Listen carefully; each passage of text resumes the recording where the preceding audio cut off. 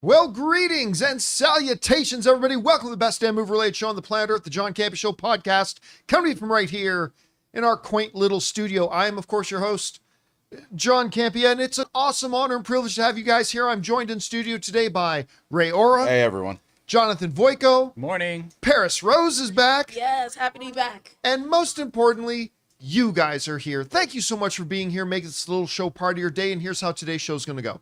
We're going to start off by talking about a bunch of predetermined topics. Then in the second part of the show, we're going to take your live comments and questions. If you've got a comment or question for us to address, as long as we deem it appropriate to be addressed, go ahead and use our tip link right now at www.streamelements.com/JohnCampea/tip. And the good news is, if you're not watching this show live, like if you're watching this show a few hours after we did it live, but you've got a comment or question, you can still send in a comment or question, that tip link, and we'll just get around to answering it on the next episode.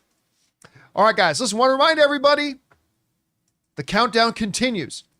We are now 15 days. Woo-woo-woo. 15 days around from Deadpool and Wolverine. The marketing is starting to ramp up. They've put out a whole, like Ryan Reynolds and Hugh Jackman both put out a slew of social media posts. That new Bachelorette ad went out, which I thought was absolutely hilarious. You can even get your Deadpool frozen pizzas. It's great. Are there Deadpool Yeah. frozen pizzas? Yeah. It's not Tombstone. It's like DiGiorno. It's DiGiorno, yeah. Well, there you go. We're going to have to bring some into the studio. So it's coming, guys. It's coming. All right. Listen, we got a number of things to talk about here today, but we're going to start off with some breaking news in something that will shock absolutely nobody.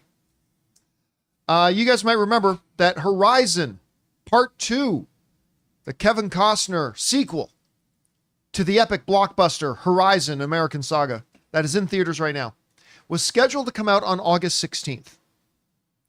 Unsurprisingly, they have now pulled it off the release calendar. Now, they're saying they will at some point put it back into theaters, or they will give it a theatrical release at some point, but they were like, yeah, we're going to not release this on August 16th. The Hollywood Reporter wrote this in their official statement. Territory Pictures and New Line Cinema have decided not to release Horizon Chapter 2 on August 16th in order to give audiences a greater opportunity to discover the first installment of Horizon over the coming weeks, including on PVOD and Max. We thank our exhibition partners for their continued support as moviegoers across the U.S. discover the film in its theatrical run, a New Line spokesperson said. Now, look, what they just said absolutely makes 100% total sense, because what's the one thing I've been saying about Part 2 is? The thing about Part 2 is nobody who hasn't seen Part 1 is going to go see Part 2. Mm-hmm. And as of right now, give me a second, as I bring up my calculator app, nobody has seen Part 1. And so it just kind of makes sense that they go, listen, what's the point of us trying to get into theaters on August 16th when so far only $22 million worth of people have gone to see it on a $100 million movie? So our best case scenario is $15 million gets made on the second film. Anyway, Hollywood Reporter goes on to say this. They say Horizon Chapter 1, sporting a runtime of 3 hours and 1 minute, so right in Ray Ora's ballpark right there, opened to just $11 million over the June 28th to 30th weekend. It was an alarming debut for the $100 million movie, which was hampered by a poor B- cinema score and tepid reviews. It currently has a 43% critic rating on Rotten Tomatoes. It tumbled 51%, which is actually not bad. A 51% drop is a totally normal drop. There's nothing wrong with that. It tumbled 51% in its second weekend to $5.4 million for a 10-day domestic total of $22 million. Worse, it earned less than $3 million overseas. Now, here's the thing, too. Over the last couple of weeks, as we've been talking about Horizon and mentioning the $100 million production budget, I have been flooded with people chastising me, saying, John, why are you giving out false information? It didn't cost $100 million to make that movie. He spent $100 million on both movies.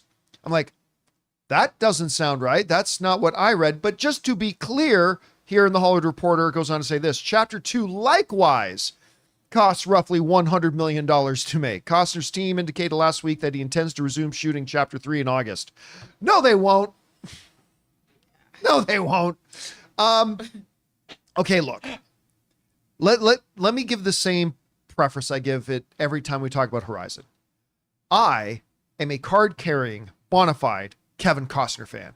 I've been a huge fan of Kevin Costner since Dances with Wolves, and especially since Everything I Do, ever since he did Robin Hood, Prince of Thieves, Screw You All. I love that movie. Why a spoon, cousin? Because it'll hurt more. It's one of the greatest movies. Anyway, I love Kevin Costner. I particularly love Kevin Costner in Westerns. I'm a massive fan of Yellowstone. I wanted this movie to succeed. I really did. But as we said before, the ad campaign for it was one of the most obnoxiously awful ad campaigns ever. Through all the ad campaigns, right through the movie coming out in theaters, I never knew. As a big fan of Kevin Costner, as somebody who had been looking forward to this movie, I couldn't tell you at all what the movie was about. And it was like the studio was saying, screw you, little peons. It's Kevin Costner. It's a Western. That should be good enough for you. No, tell me. And then yesterday, Jonathan, we had somebody write in to give us a couple of the plot outlines. And I'm like, You really broke it down. like, that's what the movie's about? I never knew. I never knew. Why should anybody go to a movie if you're not going to tell them what the movie's about anyway? It was enlightening. Yeah, that comment from the viewer was enlightening indeed. So now, unsurprisingly, they've had to pull the plug on its release date. And I'm going to tell you this. I am not going to be surprised if it doesn't get another release date. I'm not saying it won't. I'm just saying at this point, because you're going to have to put like a $30-40 million ad campaign behind part 2. And that movie's not going to make 30 or 40. It's not even going to make its marketing budget back. So, I mean, I'm going to sit here and hope for good things for them because I'm a big Kevin Costner fan. But again, I'm not going to be surprised if the thing doesn't. This could actually end up being one of the biggest box office flops in history. When you're talking about 2 movies that are probably going to combine, not counting marketing, cost well over $200 million to make and probably won't even make $50 million in total. Again, that wasn't even counting marketing. So, I mean, they're in a hard place right now, and we'll just see how this kind of turns out. Anyway, guys, question is for you. What do you think about this? Alien Romulus is breathing a huge sigh of relief right now. Whoo! Now that they don't have to contend with Horizon Chapter 2 on August 16th. What is it you said, Jonathan? Oh, that's $8 million they won't That's have to worry $8 million they don't have to worry about. Anyway, guys, how do you feel about this? Whatever your thoughts are, jump down into the comment section below and let us know your thoughts. All right, guys. With that down, let's move on to our next topic here, shall we? Paris, what we got up next? Yeah, well, we're only about a week away from the new disaster films Twisters hitting theaters, and the first reactions to the film have started coming out online. Despite the fact that many people have been unsure of what to expect from the new film, the first reactions appear to be pretty strong. So, John, what do you think of the first reactions to Twisters? I'm surprised. Because look, whenever we get a movie like Volcano or San Andreas or Twisters, right? What I expect is a pretty dumb movie that hopefully has a bunch of fun in it, enough to make up for the fact that it's, pretty dumb. I mean, Dwayne "The Rock" Johnson is fighting an earthquake. It's dumb in and of itself. So I was hoping for that for Twisters. That, like, look, we expect it's going to be kind of dumb, but is it going to have a lot of fun in it, right? Well, apparently, the first reactions are saying they actually really like the movie overall. Here's some of the first reactions we got from it. John Brown wrote, Twisters is a beautifully shot, heartfelt story woven into the tapestry of a good old-fashioned summer blockbuster film. It is both a compelling drama and a rip-roaring adventure with dynamic performances from Daisy Edgar-Jones and Glenn Powell and company that is sure to go down a storm. Yeah, I got the pun there. Then, what else did we get here? I think we're missing one. Yeah, one isn't loading up here. That's fine. We'll go up to the next one. Andrew Bullock writes, Twisters is one of the best reboots I've seen. A modern blockbuster executed without trotting out the cliche devices overused in Hollywood today. Similar enough to the OG in tone, but also totally different. Great plot. I was not expecting to hear that. Great plot. So impressed with it. Near perfect. 4.5 out of 5. Ian Sandwell writes, the story leaves something to be desired, but Twisters absolutely delivers where it matters with huge scale, thrilling set pieces. Daisy Edgar-Jones and Glenn Powell are engaging lead duo, but it's Brandon Pereira who steals every scene he's in. Then we got Manuel Sal Bento who writes, Twisters is exactly what one expects from a disaster flick. Not more, not less. Adrenaline-fueled action, a predictable yet effective story, and compelling protagonists elevated by Daisy Edgar-Jones and Glenn Powell. It fulfills its sole valid purpose of entertaining its target. The last one we'll read here is Emily Murray, who writes, if you want a great summer blockbuster this year, Twister more than has you covered. Great fun, led by charming duo Edgar-Jones and Powell. It's also unafraid to take risks. Glad I watched the original before, as there's neat callbacks. I feel this is a better film, though. All right, so. Oh. See that look on Ray's face? Wow. That's a look of validation. Wow. Because Ray, you've never wavered. You've never wavered. You've always believed in this film. I have to believe in this film. I love natural disaster movies. That's exactly what I want to hear. Like I said from the beginning, the only thing that worries me is the 2-hour mark. I don't think Destruction, unless it's the most expensive movie ever, like it's going to be throughout the whole 2 hours. And that's the only thing that worries me about it. Well, you need to have room for the good story they're saying. Because remember 2012? Yeah. That was a really long movie. That was a long movie. So like Which that's as much as I love natural disaster movies. You say 2012? Yeah, 2012. That was 2 hours too much. Yeah. I mean, I thought 2012 had some really good moments. it was all hated that right. You movie. know what I mean? But it had all that mark. But anyways, this film, I love John Cusack, but I hate that movie. Anne texted me yesterday. She goes, I got us 40X showing of Twisters. Yep. And then the first thought that came to my head is, John's going to walk out. I don't know why you would John's say gonna that. walk out because why would you think I would I'm just walk out saying. of I'm it? just saying. You like to focus on the movie, and I think 40X for a movie like this, it might take the Right, and I've focus never out. been to a 40X. Yeah, movie. like Right. I'm saying, it might be a little much because we saw we saw Jurassic Park, one of them, and it was even the trailers, the seats start moving, when you were in 40X. Yeah. So the seats start moving. It's just like I hope we can make it through this film. Well, there's just enough of a lack of story in this that I think it'll be fine. You're not going to miss much. But that's the But someone surprising said that, yeah. thing. They're actually saying, all the people seeing it are saying there's a Good plot. surprising amount of There's story. a story, but That like some people That's are saying it's shocking. actually really heartwarming, and That's pretty shocking. That That's is what I thought was going to be the decline of this film. I was like, it's going to be a cheesy plot, probably just a random love story thrown in there. But that was surprising. yeah. So, guys, question is for you. The first reactions to Twisters is actually pretty good, better than I thought they would be. I got my tickets in 40X, and I will not walk out of the film. You will. Whatever you guys think about that, jump down into the comment section below and let us know your thoughts. All right, guys. With that down, let's move on to our next topic here, shall we? Paris, what do we got up next? Well, it may seem hard to believe, but it has already been almost 2.5 years since Severance debuted on Apple TV Plus in February of 2022. Well, we finally have a new teaser for season 2 and a release date that will basically make it 3 years between seasons. Oh, I know. So, John, what do you think of the new teaser and basically a 3-year wait for a new season? okay. First of all, it's really early because this movie's not coming out till January. So it's really really early for a teaser. So I wasn't surprised when I loaded up the teaser to see it was a very basic thing, like them getting into the elevator and going down. It's like, oh, you shouldn't have come back. Okay, whatever. So it was very, very light, thin. Really what I call not even a teaser trailer. I call it an announcement Right. trailer, right? So just basically there say the announcement. Look, I loved Severance.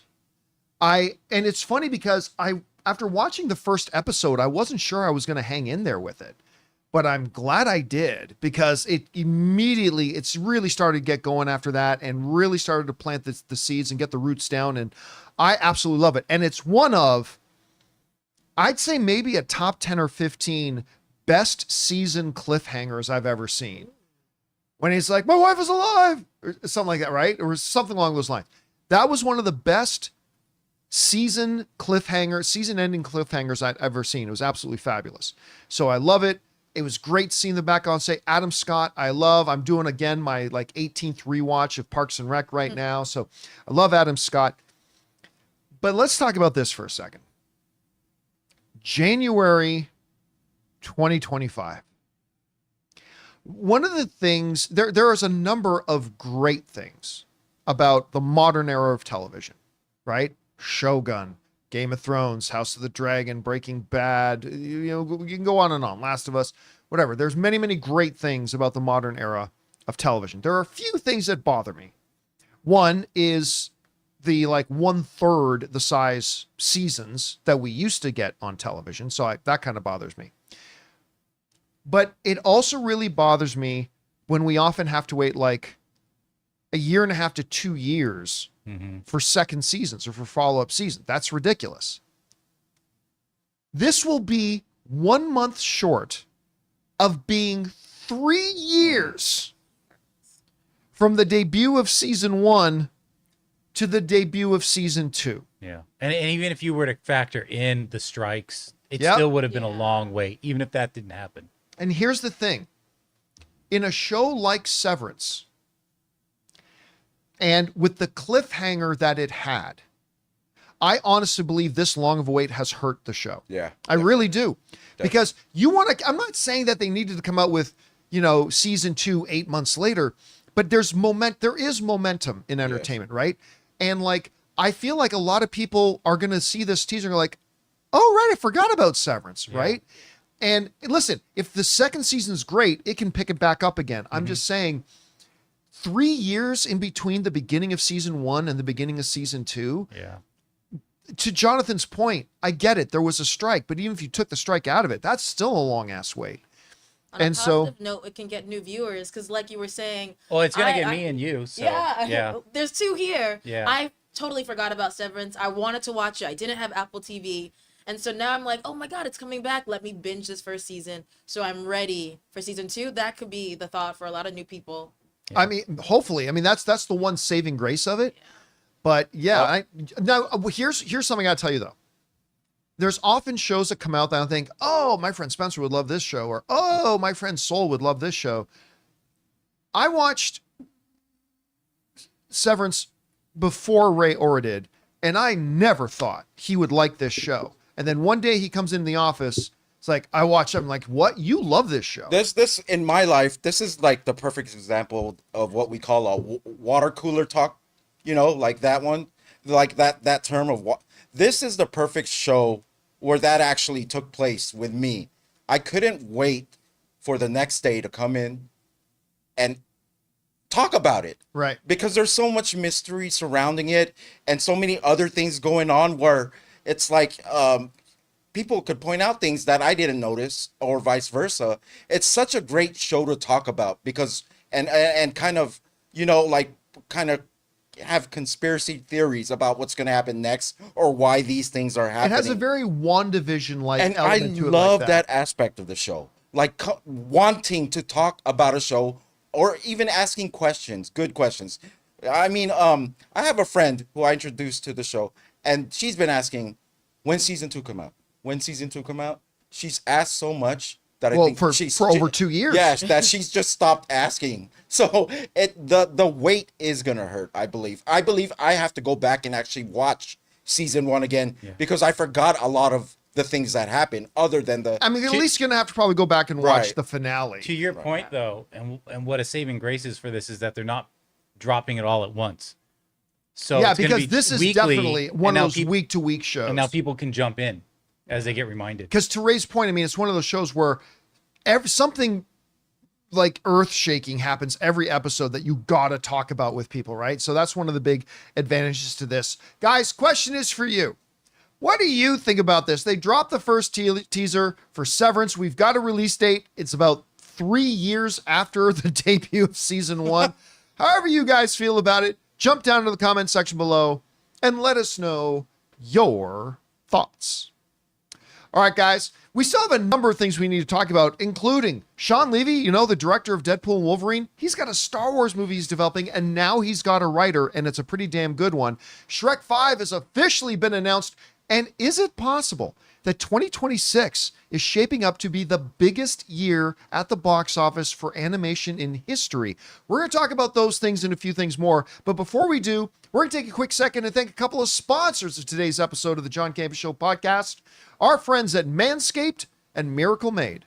Guys, we want to take a second and thank a sponsor of today's episode, Manscaped. Sizzle alert, this summer, let the only thing that's smoking at your barbecue be the grill, not your grooming game. Get ready for the ultimate cookout season with Manscaped. Whether you're flipping burgers or cannonballing into the pool, make sure your meat looks neat with the Performance Package 5.0 Ultra. Head to manscaped.com and use the code CAMPEA for 20% off and free shipping. Now, come on, guys, if you're like me, you used to do your grooming the old barbaric way. You know, using the clippers on your electric shaver, it never did a good job and always left me screaming out several profanities. So like me, you know that you need the Performance Package 5.0 Ultra. The Lawnmower 5.0 Ultra is perfect for achieving that crisp, clean, and confident look for your barbecues and beach days. The Weed Whacker 2.0, guys, keep your ears and nose as tidy as your hedges next door with our Weed Whacker 2.0 ear and nose hair trimmer. And you get Crop Soother Ball Aftershave Lotion, Crop Preserver, Anti-Chafing Ball Deodorant, and Boxers 2.0, the ultimate supplement to those hot summer days,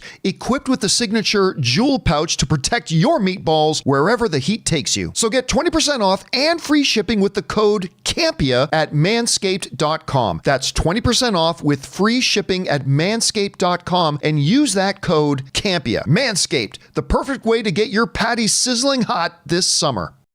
Guys, we want to take a second to thank a sponsor of today's episode, Miracle Made. Guys, it's hot outside and your nighttime bedroom temperature has a huge impact on your sleep quality. So if you wake up too hot or too cold, I highly recommend you check out Miracle Made's bed sheets. Miracle Made sheets are inspired by NASA and use silver-infused fabrics that are temperature regulating so you can sleep at the perfect temperature all night long. There are just so many things that make these sheets so fantastic. We already mentioned the self-cooling properties for better quality sleep, but they're also self-cleaning. These sheets are infused with silver that prevent up to 99.7% of bacterial growth, leaving them to stay cleaner and fresh 3 times longer than other sheets. No more gross odors. So go to trymiracle.com/campea. That's trymiracle.com/campea to try Miracle Made sheets today. And whether you're buying them for yourself or as a gift for a loved one, if you order today, you can save over 40%. And if you use our promo code Campea at checkout, you'll get 3 free towels and save an extra 20%. Miracle is so confident in their product, it's backed with a 30-day money-back guarantee. So if you aren't 100% satisfied, you'll get a full refund. So upgrade your sleep with Miracle Made. Go to trymiracle.com/campea and use the code Campea to claim your free 3-piece towel set and save over 40% off. Again, that's trymiracle.com/campea to treat yourself. Thank you, Miracle Made, for sponsoring this episode. And thank you to our friends at Manscaped and Miracle Made for sponsoring today's episode of the John Campea Show podcast. All right, guys, with that down, let's move on to this, shall we? Paris, what we got up next? Well, as many of you know, Deadpool and Wolverine director Shawn Levy is developing a new Star Wars film to direct. And now, according to Deadline, we know who will be writing the new film. Creator and writer of the martial arts drama series Warrior, Jonathan Tropper, will be penning the new Star Wars script for Levy. Levy and Tropper have worked together before, and Tropper wrote Levy's recent film, The Atom Project, for him. So, John, what do you think of Jonathan Tropper writing the new Star Wars film for Shawn Levy? Okay, so before I say what I think about him writing the script, let's get this out of the way. This probably won't happen. Oh. I mean, come on, we all know it. We all know it probably won't happen. They're probably not going to make this movie. That's what Star Wars does. They announce 18 movies and 17 and a half of them don't actually happen. So there's that. All right, so let's for a second, just for funsies, let's pretend for a minute that this is actually going to happen. I love it. I do. Not a lot happens these days in the world of Star Wars that gets me excited, but this would be awesome. First of all, just revisiting the idea that Shawn Levy, who I already really like as a director, a ton, and Deadpool and Wolverine looks like it's going to be the biggest movie of the year. Him doing a Star Wars film, great. You know what's very reminiscent of? when Taika Waititi was the hottest thing out there. So they announced Taika Waititi's doing a Star Wars film. Where's that? That never happened, did it? But okay, let's get back to this for a second. Getting a writer like Jonathan Tropper on this is great because, like Paris mentioned, he wrote Adam Project, which is a movie that was way better than I thought it could ever be. Like, I thoroughly enjoyed that little film. I thought it was really nice, very good. And again, show that he and Shawn Levy can work really, really well together in making things. He also did that Apple TV Plus series C, which I have said on this show several times, the Jason Momoa series, that I'm not really a big fan of that show. But the problem with this show was never the writing. The problem with C was never the writing. I've mentioned that many times. So that's pretty good. But what really gets me excited for this is that this is the guy who created and wrote Warrior. Warrior. For any of you who've not watched it, it's Game of Thrones, except take out dragons and put in the best martial arts action that has ever been in a television series. The characters are all great. You'd think with it, like, oh, well, how hard is it to do a martial arts show, right? Just have any nonsense going on and make sure you have some good martial arts. Okay. But they actually put great characters and great stories and great narrative through lines with A, B, C, and D level narratives that are running all at the same time, all the way through. It's an absolutely phenomenal show. And you tell me that the guy who created that is the guy who's going to write a new Star Wars movie directed by Shawn Levy? I mean, it's never going to happen. But if we're going to pretend like it is, that's fabulous. Come on. You can be the most jaded, Star Wars person in the world. But if you can pretend for a minute like this will actually happen, even you got to say this sounds pretty damn good. Now, for those of you wondering, like, I wonder what kind of thing they would go for. Well, if you guys remember a number of months ago, Shawn Levy said, they basically said, I can do whatever I want with this. Remember that this comes for us from Variety. When Kathy Kennedy brought me, this is Shawn Levy talking. When Kathy Kennedy brought me on board to make a Star Wars movie, her central mandate to me was, I want a Shawn Levy movie. I want a story and a tone that reflects you and your tastes and what you bring to your movies within a Star Wars story. So I have felt extremely empowered. We are in early days. Of course, remember, this is a number of months ago. We are in early days, unfortunately, because the development process was abruptly paused due to the WGA strike. But I feel very empowered to trust my instincts in development of this story and movie. So, in this imaginary world where announced Star Wars movies actually happen, the same world that Shrek lives in, I guess, this to me sounds phenomenal. Shawn Levy basically being handed the keys. And listen, now you might be saying stuff, John, but I remember you saying, like, in franchises, individual filmmakers shouldn't have too much control. True.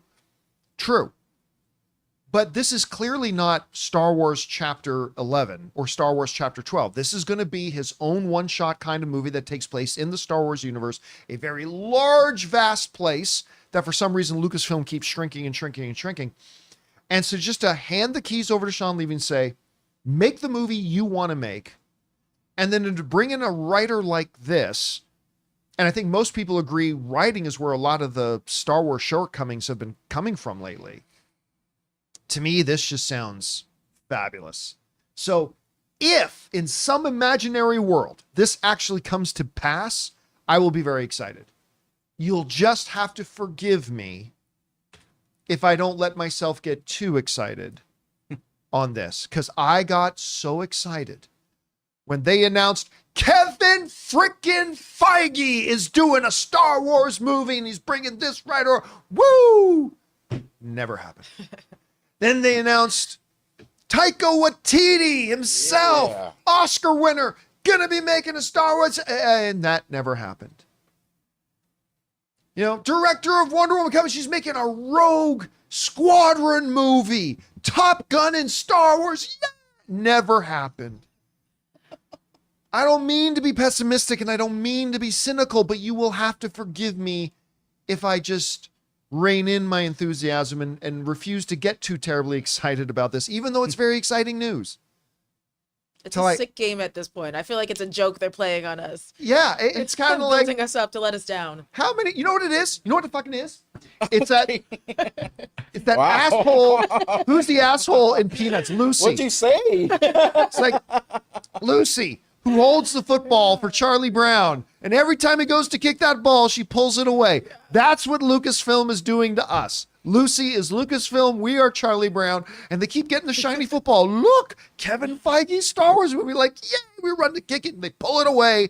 We land on our asses. It's being announced a director of Star Wars becoming like the Madden cover effect. Like anyone Yes, who's the been Madden cover curse. Yeah, anyone who's been announced, even if they did or they didn't make a Star Wars film, their career goes downhill from there.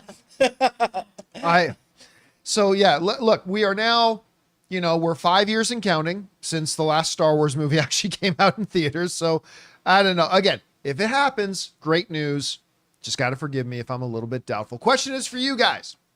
What do you think about this? The freaking guy who created and wrote Warrior doing a Star Wars movie is Shawn Levy, the director of Deadpool and Wolverine. Great, right?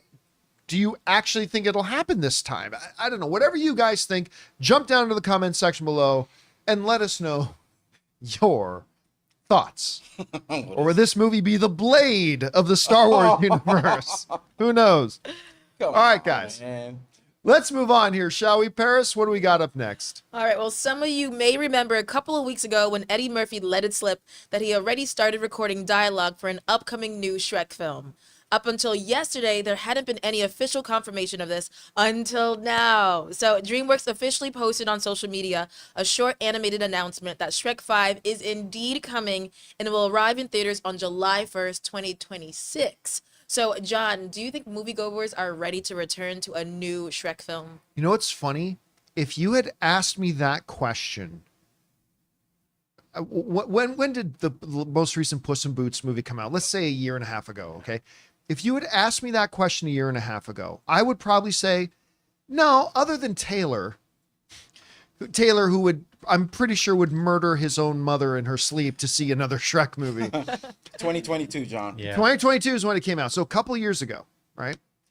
I would have said probably not. Like, people remember Shrek. People loved Shrek. But, it's been too long. We've moved on. So maybe probably not. Like, I would have been down for one. But then that Puss in Boots movie came out. And which I thought was never going to make any money. And it made well over $400 million. But here's the thing. When I was in that theater for that last Puss in Boots movie, which, by the way, is totally a winner. That last Puss in Boots movie is a really great winner with one of the best animated, one of the scariest animated villains of all time, with the big bad wolf in it and who the big bad wolf actually ends up being. Anyway, the movie's wonderful. Anyway, at the end, though, Puss in Boots is in his boat. He goes, I just want to go see some friends. And the camera spins around and he's sailing to, it's far, far away. Yeah, far, far away.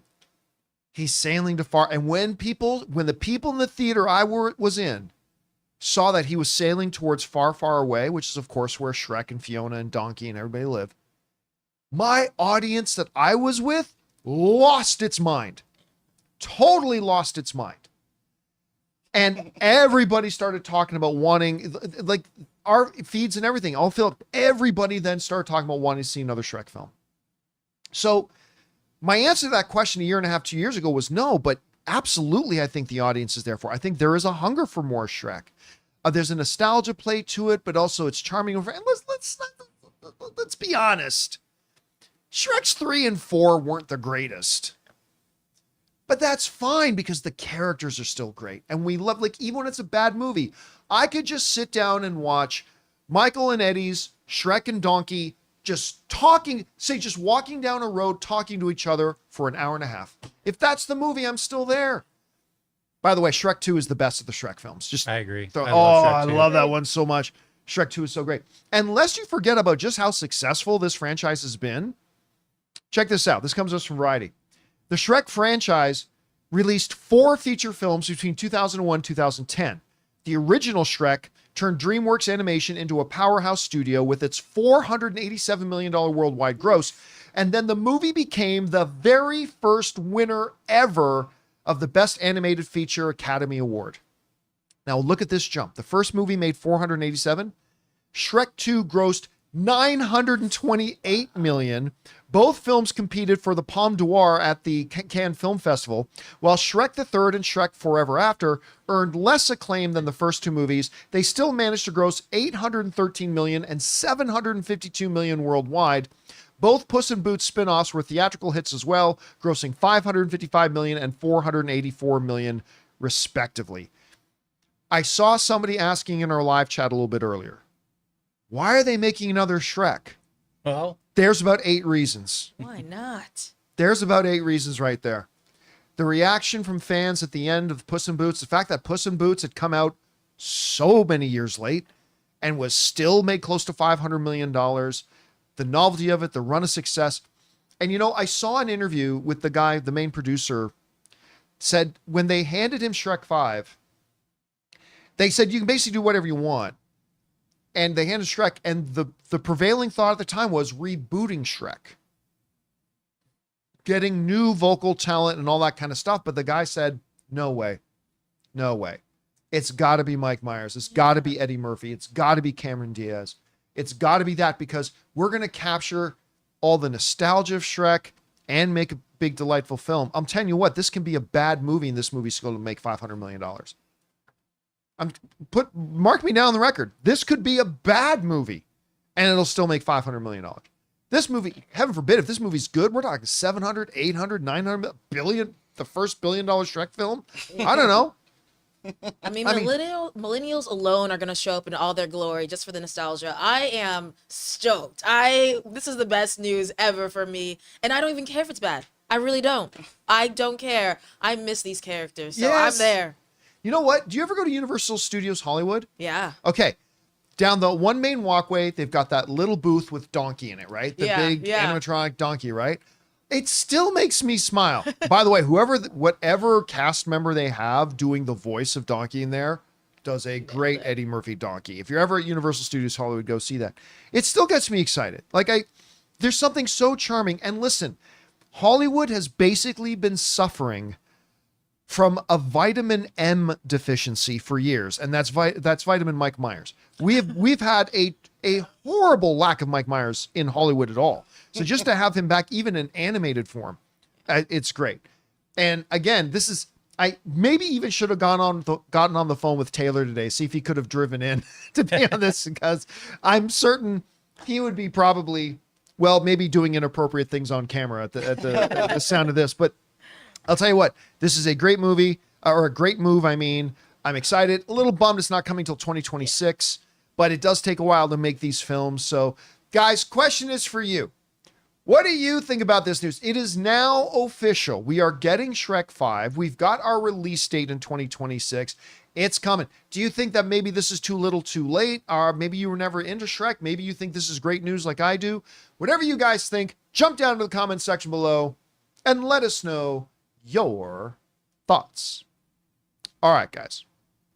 With that down, let's move into our final topic here today, shall we? Paris, what do we got up next? All right. Well, with Shrek 5 being officially announced for 2026, a John Campea Show viewer named Box Office Fan wrote in to remind us that there are a number of very high-profile animated films coming out that year, and asked the question if we think 2026 could actually be the biggest box office year for animation in history. So, John, what do you think? Yes.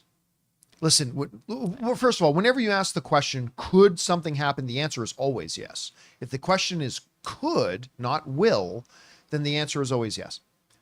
But, I think there's actually a pretty good chance 2026 could end up not necessarily being the best animation, but the most successful animation. Now, right now, I think it's fairly safe to say that the most successful year for animation was 2019. And that's what 2026 is going to have to go up against. Because let's go back and take a look at the animation of 2019. We had movies like, remember, this is all in the same year. Lion King made $1.66 billion. Frozen 2 came out that year, made $1.45 billion. Jesus. Toy Story 4 came out that year, making $1.07 billion. How to Train Your Dragon 3 came out that same year, making $524 million. Secret Life of Pets came out that year. Secret Life of Pets 2 came out that year, making $431 million. And even the Addams Family made a little bit of money, made $204 million. And then there was the Lego Movie 2, which was tragically less good than the original and made a lot less money too. But still, look at this. You're just in the top 3 movies. You're talking about $4 billion at the box office just from those top 3. Yeah. You're talking about 5 point something billion. I'm not going to sit here and do the math, but just from It's like looking at the 5.4 numbers, or something like that. something like that, like 5 point, like that was huge. That is what they have to go up against. That's what 2026 has to go up against. So, John, with looking at this killer lineup of animated films 2019, how can you think that 2026 could compete? Because 2026 has got a pretty impressive lineup of its own. Let's take a look. This is the animation right now that's scheduled to come out in 2026. Now, obviously, they just mentioned Shrek 5. If this, and we just said in the last topic, if this movie is just good, you're talking $700-900 million. This is, I think everybody will agree, this is, I'm not saying it will be $1 billion film, but can we all agree this is a potentially $1 billion film? Absolutely. Definitely. So that's Shrek 5 coming out in 2026. Oh yeah, Ray. Teenage Mutant Ninja Turtles Mutant Mayhem 2. Not going to be $1 billion film, not going to be a $600 million film, but it's going to be like Addams Family and stuff like that. It's going to add a couple $100 million to the total because the first one was great. Yep. People love that first one. Gotta see that second one. So not one of the biggest ones of that year, but still going to add a little bit to it. As of right, we have another untitled Pixar film. Ladies and gentlemen, Pixar is back. After an extremely slow and weak start due to all the hurdles it had to overcome, Elemental went on to make over $500 million, and it was fantastic, which helped set the table for Inside Out 2 to come out, which is now like the 5th biggest animated film in history, closing in on $1.3 billion. So whatever that untitled Pixar film is going to be, that's a potential $1 billion film. Not that it will be, just the potential's there. Next, Super Mario Brothers Movie 2 is coming out in 2026. Lest you forget, that did make $1.3+ billion, that first one. That's another potential $1 billion film. That's coming out in the same year. Aang, The Last Airbender. Not a $1 billion film, not a $700 million film, but there is a huge fan base for that original Last Airbender animated series, and this is the true follow-up to that. With the same showrunners, directors, all that kind of stuff, following up the continuing story of Aang where the show left off. That's going to be pretty successful. Toy Story 5 is coming out. Last couple of those movies made over $1 billion. Yep. You better believe this has the potential. Maybe it's a $600 million film. Maybe it's a $900 million film. It's got the potential to be another $1 billion film. And Frozen 3 is coming out in 2026. Frozen 1 and 2 are two of the highest grossing animated films in history. Is there anybody out there? A serious show of hands. Is there but now that I can see your hands, is there anybody out there that is willing to bet that Frozen 3 doesn't make $1 billion at the box office? The other ones we're talking about potential. Anybody in any right state of mind believe that Frozen 3 will not at minimum be $1 billion film? Because if you don't, you're crazy. All these other ones, potential. This one, take it to the bank. Frozen 3 is going to announce tickets are going to go on sale, and it'll make $1.2 billion just in the opening weekend of ticket sales. I mean, it's going to be huge. So, to recap here, animation coming out in 2026. Shrek 5, going to be a big success. Teenage Mutant Ninja Turtles Mutant Mayhem 2 is going to be bigger than the first one. Pixar, they're back. Super Mario Brothers, last one made $1.3 billion. Aang, The Last Airbender is going to get a lot of attention. Again, it's not going to be a $500-600 million film. It's going to make a bunch of money. Toy Story 5 is a potentially $1 billion film, and Frozen 3 is practically a guaranteed $1 billion film.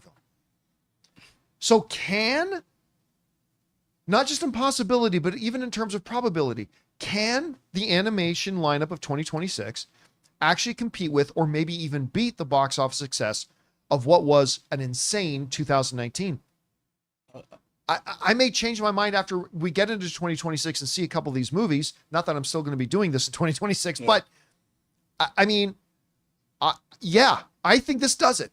I think this is the lineup that could potentially beat 2019. Yeah. So I don't know, Ray, what do you think when you look at this? You know what? I'm just looking at this year, what's going on with animation and how much it's dominating so far.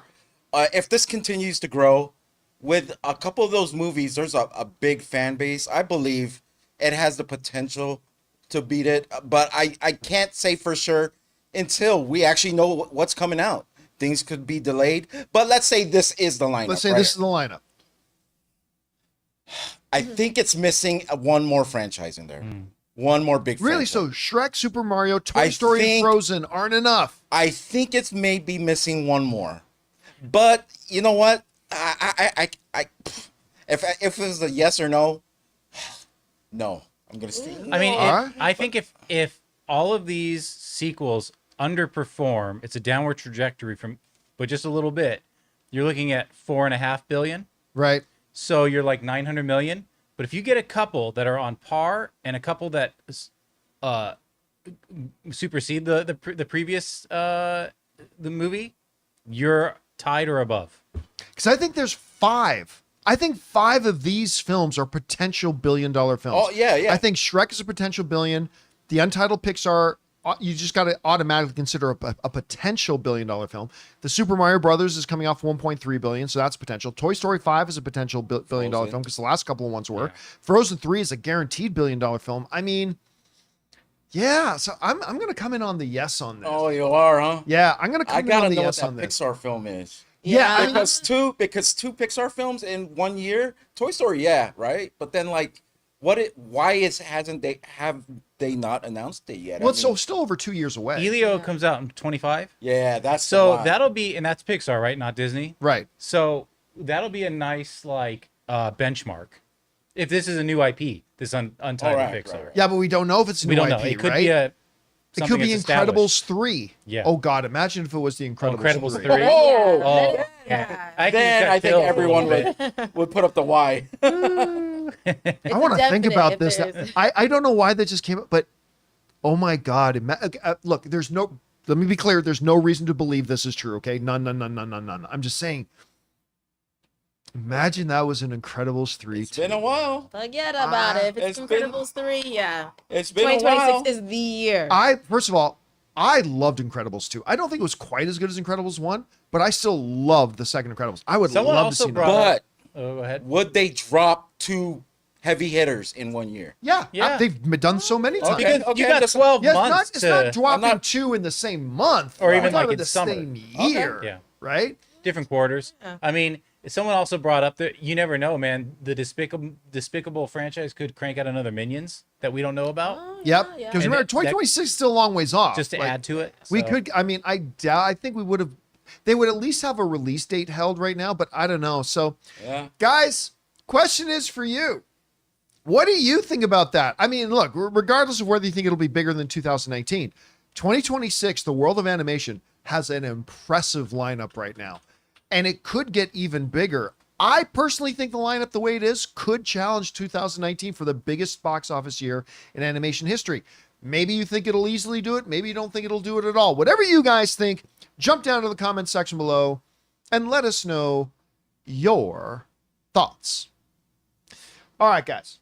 With that down, it's time for us to get to the most important part of our show, which is taking your live comments and questions. But before we do, we're going to take another quick second here and thank another sponsor of today's episode, our friends at BetterHelp. We want to thank a sponsor of today's episode, BetterHelp. You know, guys, it's one of the most unfortunate human tendencies that we have to try to compare our life to others. And social media plays a big part of that. Comparison is like the thief of joy, and it's easy to envy other people's lives because on the surface, it might look like they have it all together on their Instagram or YouTube, but in reality, they probably don't. Therapy can help you focus on what you want instead of what others have, so you can start living your best life. Give BetterHelp a try. It's entirely online, designed to be convenient, flexible, and suited to your schedule. All you have to do is fill out a brief questionnaire to get matched with a licensed therapist and switch therapists anytime for no additional charge. So get it off your chest with BetterHelp. Visit betterhelp.com/Campea today and get 10% off your first month. That's BetterHelp, HELP.com/Campea. And thank you to our friends at BetterHelp for sponsoring today's episode of the John Campea Show podcast. Okay, guys, with that down, let's get on to the important stuff. Paris, what do we got up first? All right. Anonymous says, "Hey, John, love the show. Music is subjective and music choice is subjective too. But I love the song choice, especially when it comes off the album Watch the Throne, an album about the glitz and glamour of life. Also, the album mentions Rome a ton." Okay, so guys, don't forget to actually mention what you're talking about. So clearly you're probably talking about the trailer for Gladiator. Listen, No Church in the Wild is a great song. And thematically, you know, from a king to a god, you know, whatever. It's thematically, it fits with the theme of Gladiator. I just really don't like modern era music set in a period piece movie trailer. I just think it pulls me right out of it. Unless it's like a Baz Luhrmann thing where that's the tone. Well, yeah, but that's established. also the design of the film. Yeah. So that way, that does, because those are in the movie. Or A Knight's Tale, something like that. Yeah, That because makes that's sense. the design of the film. But for like a true period piece like Gladiator or something like that, like if they suddenly did like a, I don't know, like another 10 Commandments, right? I don't want to hear Motley Crue in the trailer. Like I don't want to hear it. I want to hear an orchestral score or something like it just. So yeah, it's a great song, no doubt. I don't know why they had to use the same song that was used in another Denzel Washington trailer. Because so don't forget, we mentioned that yesterday that No Church in the Wild was also used in the Denzel trailer for his movie that I did with Ryan Reynolds called Safe House. Really fun little movie, by the way. But so yeah, it's a good song. Thematically, it does fit. I just don't like, and the trailer's good. Overall, the trailer's good. Remember, I said that on the show yesterday. The trailer is good. It increased my enthusiasm for the movie, but it's always something that bothers me when a period piece movie uses modern music in it, because that just pulls me out of it. Just because it's not. My thing is that it's not going to be in the movie. You're not going to be Oh, in yeah, the it's middle of the definitely movie. not gonna be in the movie, And then yeah. suddenly that plays. Like you weren't watching Braveheart, and then suddenly some hip hop song from 1995, Dr. Dre comes on. Yeah. During a fight, like you'd be like, "What?" This is like All right, what's next? Bruce. Bruce Lum says, "Brad Pitt, Javier Bardem, and Carrie Coden star in Apple original movie called F1, i.e. Formula One, for next summer. Release teaser looks awesome. Joseph Kosinski directs. Looks like IMAX cameras on board the cars, similar to Top Gun Maverick. Can't wait." Yeah, we talked about this already on the show. Listen, I think the trailer looks really good. Now, it doesn't give anything, it doesn't tell us anything about what the movie's about, but that's okay. It's a first trailer. It's okay for that. And I remember looking at it thinking, this feels just like Top Gun, because it's the idea of the cinematography we saw in the trailer was to bring you into that cockpit, right? And the intensity of it and the speed of it. And clearly Joseph Kosinski, who also directed Top Gun Maverick, decided to take some of that stuff that he did in Top Gun Maverick and bring it into F1. I don't know if the movie's going to be any good, but I certainly liked that first trailer. It felt like a lot of fun. Let's see. But it was also really early. Like I honestly, that's the thing. I like the trailer. It's a good teaser, but it was totally pointless to put it out this early. No one's going to remember this teaser like 6 months from now. So I don't know why they put it out that early, but it was a pretty good little teaser. All right, what's next?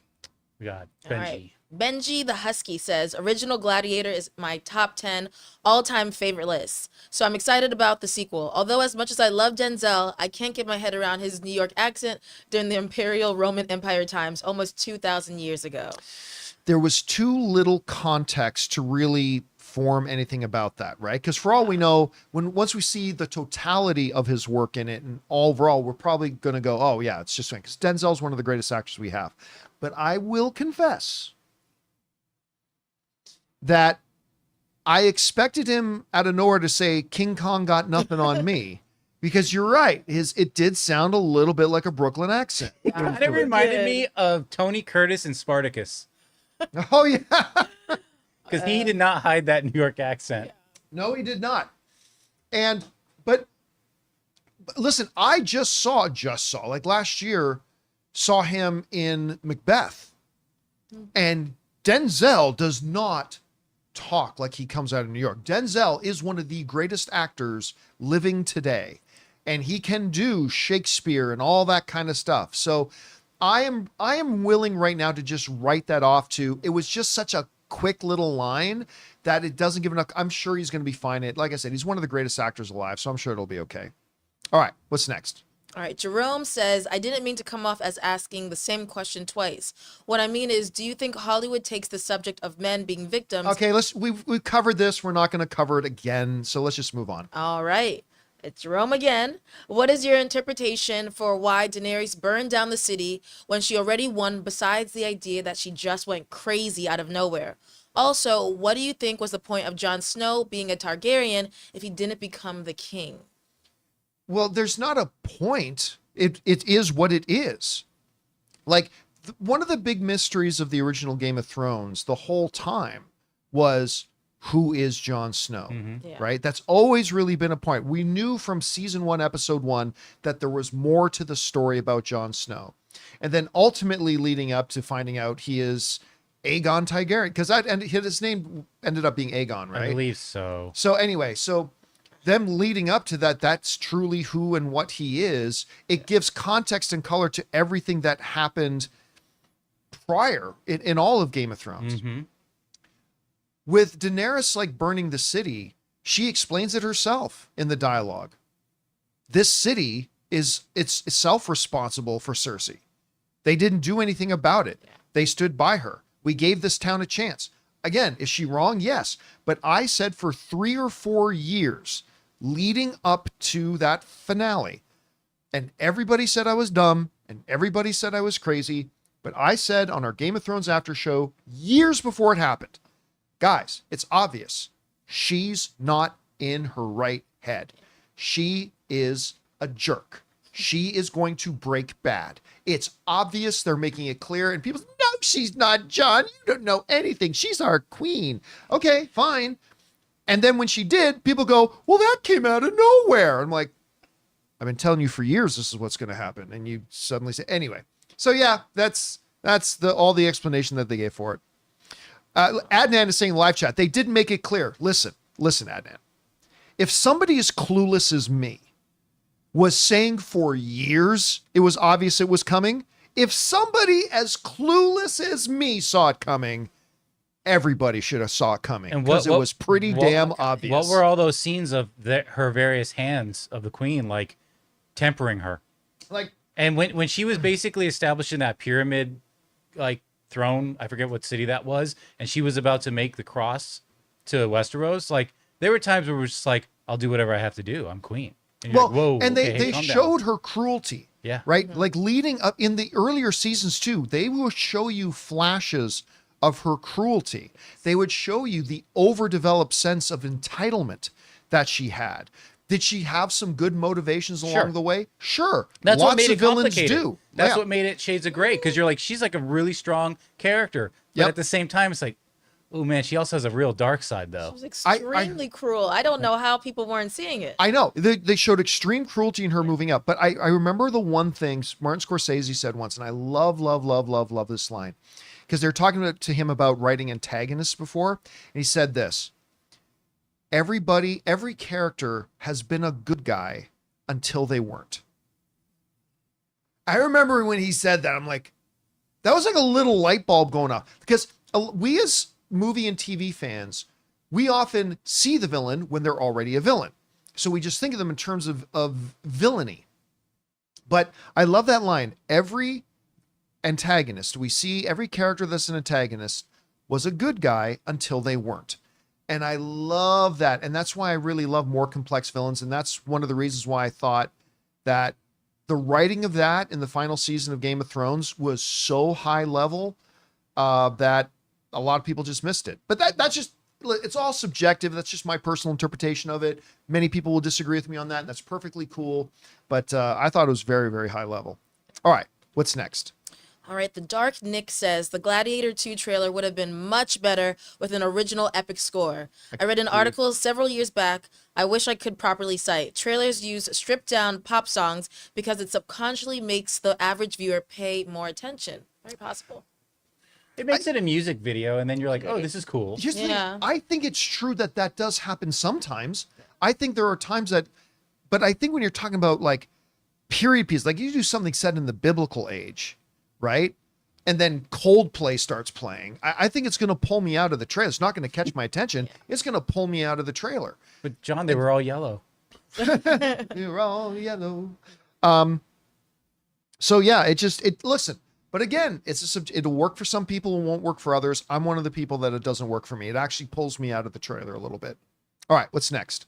All right, Ryan B says, I saw Horizon on Monday at 9 a.m. Wow. The movie started at 9:38 a.m. Yeah. I thought the movie was extremely well acted and the cinematography was excellent. However, this felt much like the show 1883.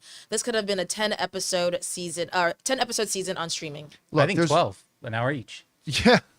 I think one of the things you've got to give to Kevin Costner, and remember, we saw Kevin Costner at CinemaCon. He came out on stage and gave this really big presentation, this big speech about his passion behind this project, what he wanted to do with it, whatever. I think regardless of however the movie ends up performing and however many people like it or dislike it, you've got to tip your cap to somebody willing to take such a monstrous swing, right? And I totally give credit for that. I think there are a lot of things that were done wrong in bringing this movie to the screen.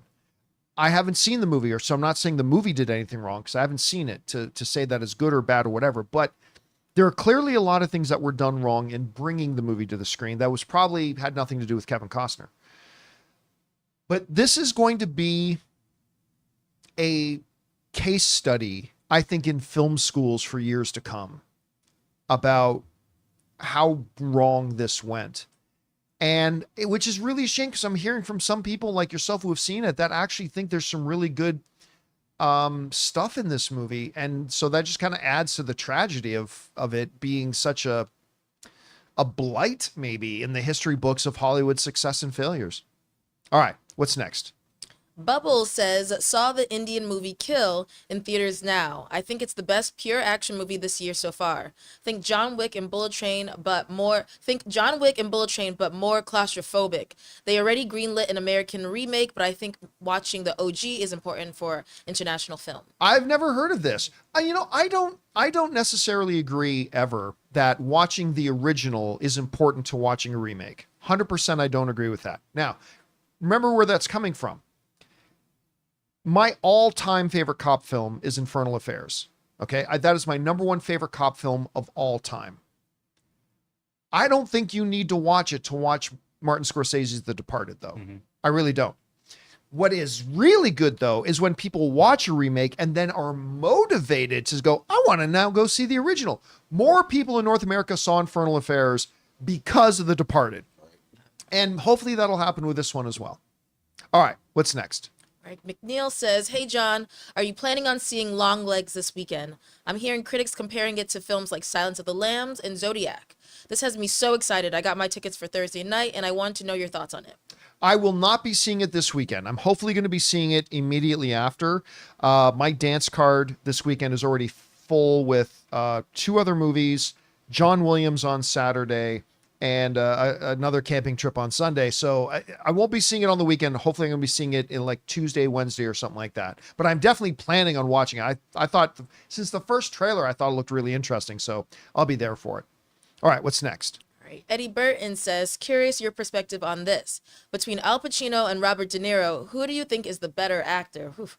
And who is the bigger star? I was stumped by this question, but said De Niro the bigger star and Pacino the better actor. What do you think? That's exactly where I would put it. First of all, let's be clear. They are both movie stars and they're both fabulous actors. Okay? They're both. Yeah. I would agree that Robert De Niro is the slightly bigger star. And as far as who's the better actor, to me, it is neck and neck. This is going to surprise some of you. The movie for me that makes me give the slightest of slight edges to Pacino is a movie I think most of you have never seen. It's Al Pacino's Merchant of Venice, where he plays Shylock. Mm-hmm. That was the movie to me that made me go, like, we've all seen tons of Pacino performances where we go, oh my God, this guy's so good. But like, that was to me the one where he showed like another level, a different dimension. That's the one to me that makes me just ever so slightly give the edge. But I would never debate it with somebody who thinks De Niro's the better. Because any given Sunday, no pun intended, any given Sunday, I'd say, yeah, De Niro's the better. And like, they're both big stars. They're both tremendous actors, but I would rank it the way you did. All right. What's next? All right, Bry Guy D. Stringham says, hey, John and crew, I know you don't talk about other YouTubers on your channel. This is just a quick recommendation for you. Ann and Ray to enjoy after your shows.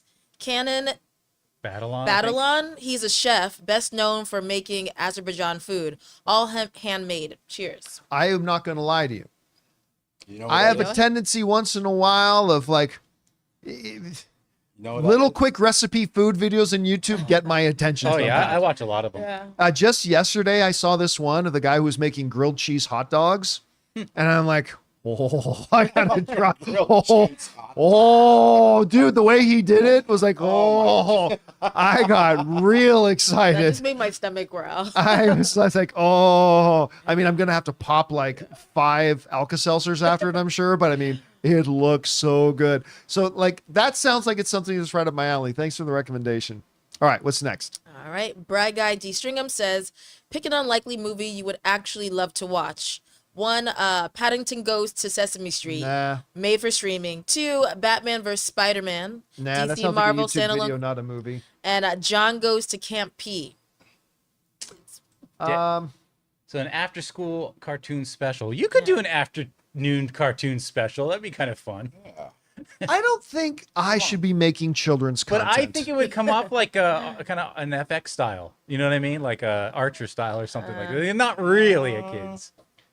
Kids, at the end of the day, you ever take off your underwear and see that shit streak? Oh, Yeah. my Make sure you throw that underwear in the laundry hamper. Don't put it on again. And Like, don't tell anyone else about it. don't tell anybody else about it. Keep it to yourself. Don't hang him up in the frame like me.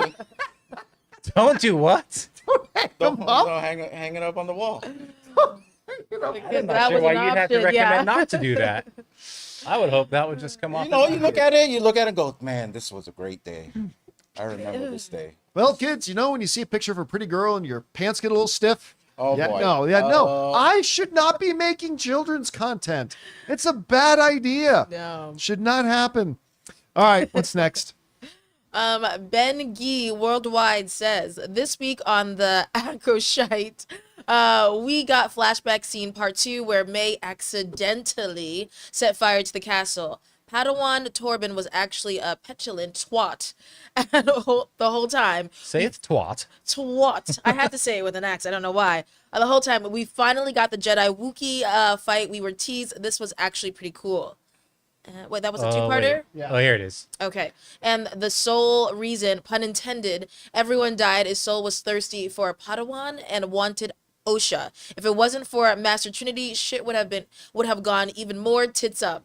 Not a bad episode, but yeah, not missing anything special. John O and thumbs up Harris. So I basically I didn't watch it. I'm not watching The Acolyte anymore because I don't hate watch things.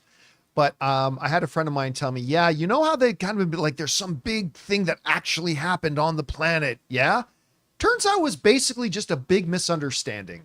Now, I haven't seen it to know for sure what he was talking about. He goes, yeah, like He said, because the show's kind of building like, oh, the Jedi ended up doing something horrible or anything. It's like, yeah, he said, it basically turns out that all the bad stuff that happened was all basically over a misunderstanding. I'm like, oh yeah, that sounds like pretty much par for the course. So I'm just as happy that I didn't watch it.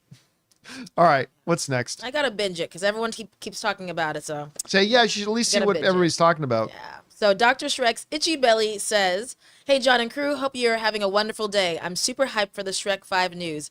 Anyways, I started John Ford's filmography and am really floored by his camera work. We'll report back once I finish all films." It is one of the most satisfying things in doing the type of things that I do when people write in and say, hey, John, you recommended, because what was it the other day? There was a movie we recommended. Oh, yeah. John, you recommended The Offer. So I went and watched it. Like, awesome. John, somebody on your comments mentioned this movie. So I went and watched it and I loved it.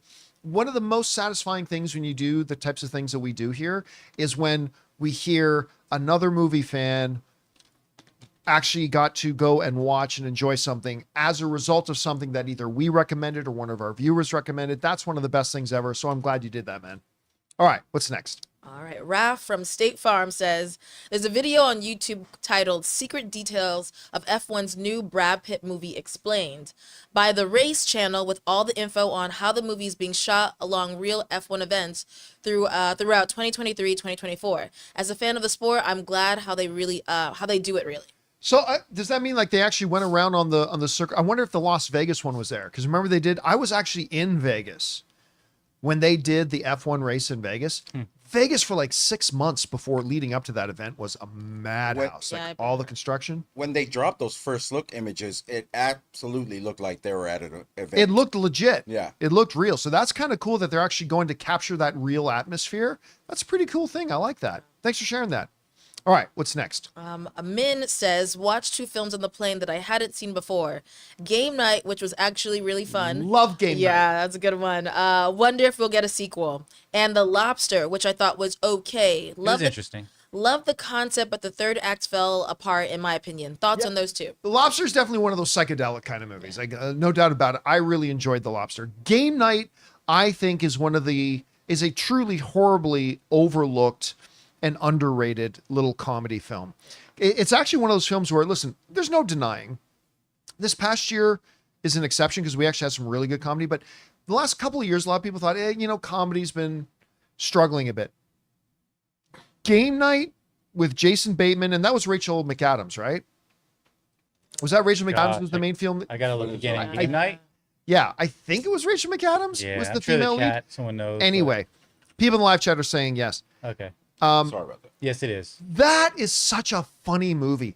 And now listen, I really liked Flash. I know there were some people who didn't. It certainly wasn't one of the greatest comic book movies ever made. I really enjoyed Flash. I did. But for those of you who might forget, for about a year and a half, the guys who directed Game Night were supposed to be directing the Flash movie. Yeah. And then Ezra Miller didn't like the way they were going. Anyway, Ezra Miller got them to leave the project, which is really too bad. I still ended up really liking the Flash movie that we got, but I loved Game Night. I don't think we'll ever get a sequel to it, and Jesse Plemons. Oh my God, Jesse Plemons is the next door neighbor. I've never watched it all the way through, but I've seen the scenes with Jesse Plemons. It's a really great little comedy. I really enjoy that one. All right, what's next? All right, Anonymous says, I binged episode 1 through 7 of The Acolyte with friends as we heard it wasn't worth doing weekly waits for.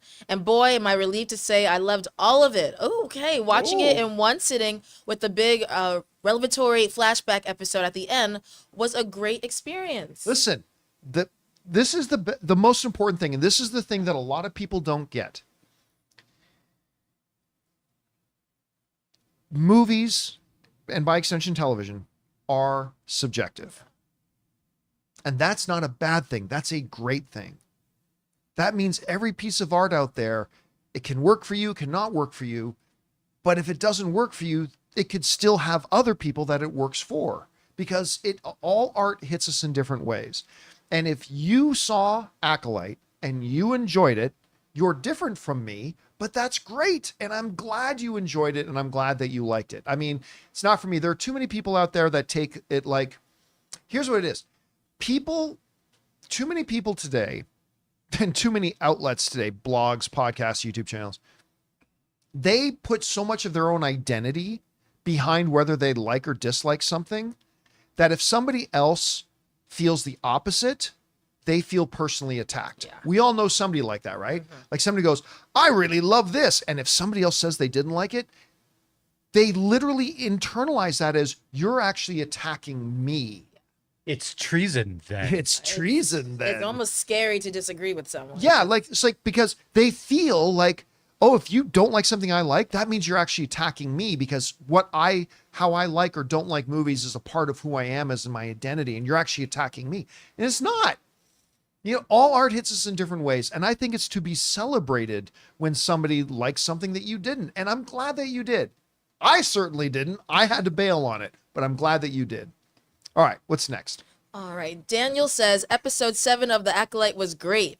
It was the best one and one of the best Star Wars series episodes. It was tightly written and recontextualized a lot of what came before. Okay, so killing Osha, May's mother, and building a perfect lie around Osha is going to end badly for him. I'm glad you felt that way. I got contacted by some friends of mine that said, you tapped out of Acolyte. And I'm like, yep. They like, you should be glad that you did. So, but again, if you enjoyed it, that's the important thing. I will never watch another episode of it. All right, what's next? More Acolyte. Oh my goodness. All right, I gotta binge this. All right, Anonymous says, oh my God, why couldn't we have had all episodes drop instantly? It would have made the long waits between short as F episodes bearable because I'm reeling from episode 7 of Acolyte. Okay. Wow. Poor May was abused by everyone in life and Soul chose to save Osha. Wow. Okay, again, I haven't watched the episode. I don't care. I'm watching it right now. I gotta watch this. All right, what's next? All right, Jonathan says, I loved Force Awakens and Last Jedi, hated Rise, love Rogue One, meh on Solo, Mandalorian season 1, okay, season 2, great, Boba sucked, Ahsoka sucked, Obi sucked, Andor great, and I am loving The Acolyte. I was encouraged. Most sites seemed to like it and gave it a go. Happy I did. I'm pretty much on par with almost everything you said. I like Solo though. I really like Solo. I quite enjoyed Solo. I still don't think they ever should have made it, but they did make it, and it ended up being really fun. I enjoyed the movie. Yeah. I still think Mandalorian season 1 was better than Mandalorian season 2. Obviously, Mandalorian season 2's ending, massively good, but it didn't. Just the ending doesn't put it above season 1 for me. But I'm pretty much on board with you the rest of it, except I really couldn't stand Acolyte. I don't think it's as bad as Boba Fett. Do you think binging it could have helped? Maybe what did it need? I thought about that maybe, I mean, I don't think I would have tapped out of it if I was binging it because it's just all right there. I could just do it in one sitting. I probably wouldn't have tapped out. But I don't listen. Bad writing is bad writing, whether it happens quickly or over a painfully prolonged period of time. And my biggest issues with this thing was radical nonsense, terrible dialogue, the absolute lack of any B storyline. It was just the basic fundamentals of making a good story I found lacking. So I think there's a part of me that thinks if they did drop it all at once, I would have watched it all, but I don't think I would have enjoyed it. I don't think it would have changed my enjoyment of it. I'll never know though. All right, what's next? Amanda says, hi guys, someone re-edited the Gladiator 2 trailer with Hans Zimmer's Now We Are Free music and slightly adjusted it for the trailer. It was overwhelmingly better. It made me way more excited for the movie. Again, it's one of those things where I still like the trailer. I do. I still like the trailer. Nothing I've seen from the Gladiator, including the CinemaCon presentation, did anything to make me excited for Gladiator until this trailer. I thought it was good. It's just that it could have been such a better experience if they had had the right music. I'm going to have to go and find that. Like somebody taking out the modern music and putting in like Hans Zimmer's score. That sounds like it'd be really riveting. I have to check that out. All right, what's next? All right, Will says, hey guys, stumbled across In Time last night. Thought it was a really cool premise, but quite poorly executed. Do you guys have any examples of movies with which fit the criteria of being a great idea, but not such a great end product. Cheers. Many. Happens all the time. Yeah. Happens all the time. You know what? One of the ones, this isn't the biggest example of it, but it's a really good representation of it. Kate Beckinsale's Underworld franchise. That is a brilliant premise of a movie. And the whole idea about we're now in the modern world, but we've had this centuries-long war between Lycan and the vampires and the different castes of vampires, and then the whole, oh my God, the idea about there being 3 head vampires, but to avoid conflict, they hopscotch through time where for 100 years, 2 will sleep, 1 will be awake and rule. Then after the end of that 100 years, they wake up one of the other 2. That one goes down to sleep. So there's always one. Just, they set up this great mythology and all that kind of stuff. And it just failed to get there. And I don't mind the first one. I enjoy the first one, but like I've always said, like you could just tell there was such a better movie there. There was a better movie there to be told. And I always kind of hoped that as they progressed in the franchise, it would start hitting its potential, and it never did. But that's kind of the poster child for me. What's that? The casting was great too. Oh, the casting was wonderful. Remember Bill Nighy in that? Oh, as Victor. Yeah. The main, he is one of the best movie villains ever in there. Yeah. I loved him in that. And that was my first exposure to Michael Sheen as the head of the werewolves.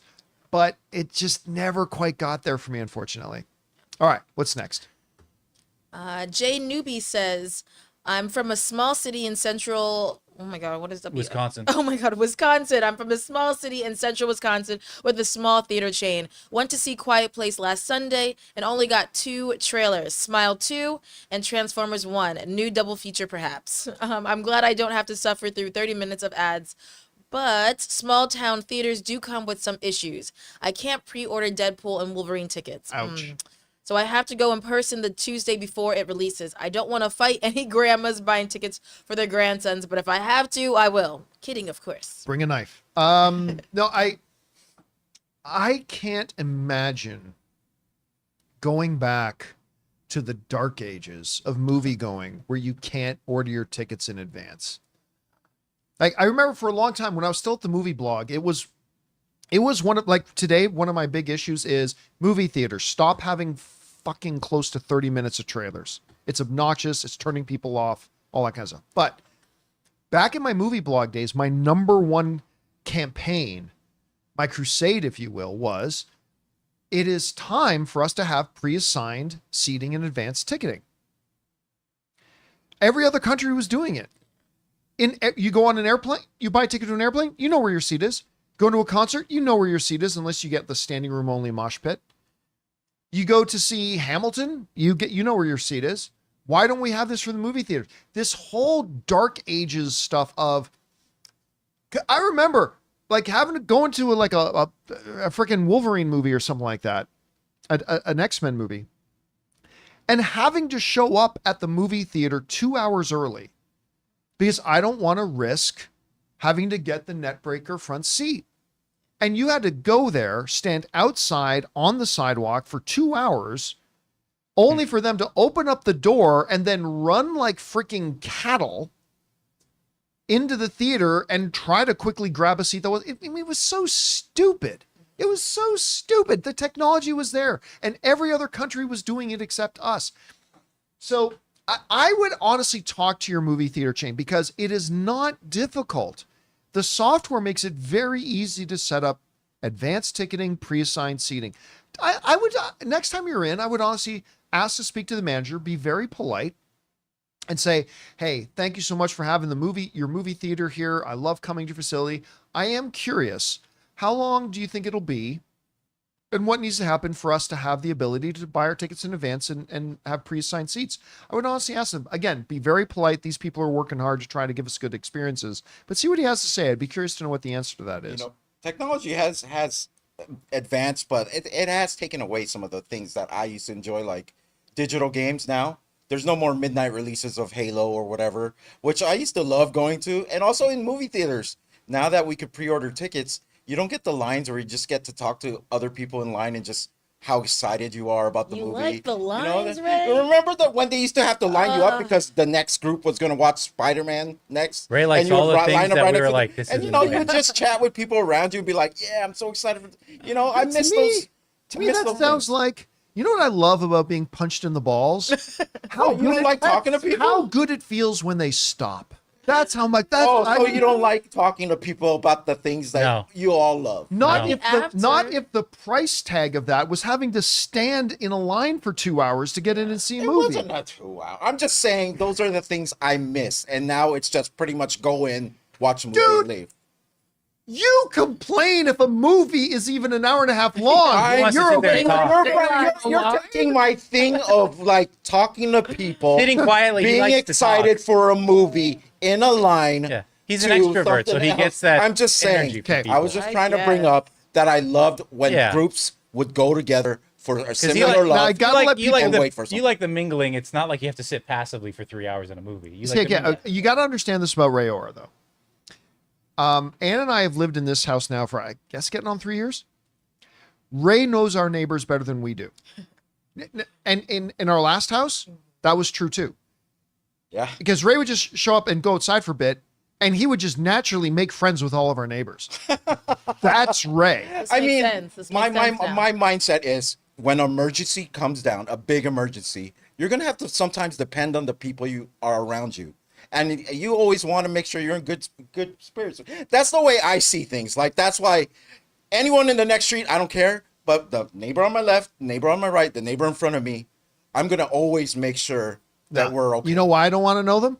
Because when the vampire werewolves come to attack, I don't need to outrun the werewolves. I just need to outrun them. And I don't want to know their life story when I trip them to make sure that the vampire werewolves get them first, not me. It's like, That's episode 3 of the John Campea after school special.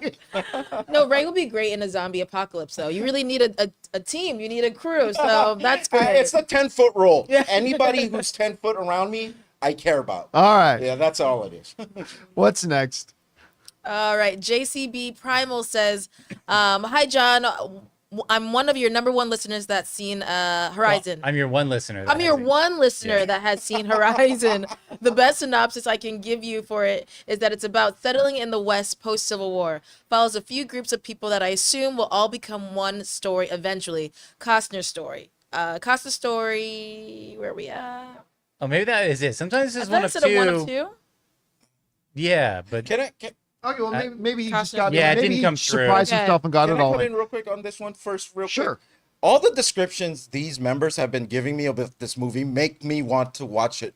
Just not in the theater, though. Still Yeah. not in the theater. It has a dual effect on me, because in the one hand, like you just said, the descriptions our viewers have been giving us have been like, yeah, I would want to see something like that.